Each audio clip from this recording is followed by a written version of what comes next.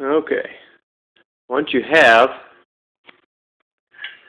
your tap run out, you'll see you'll have some nice threads, new hole, ready for the insert. The insert you'll have coated, so it'll seal up fine. You'll want the teeth to the outside, and that will thread right in. Now, you want to make sure it's countersunk just a little bit, so when the plug sits in there,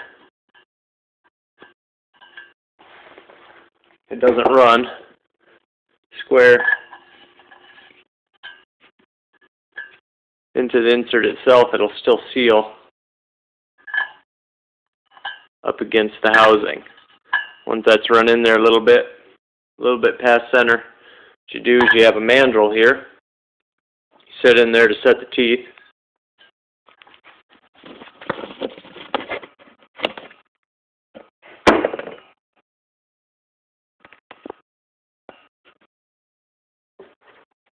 And just give it a little love tap. That presses the top out,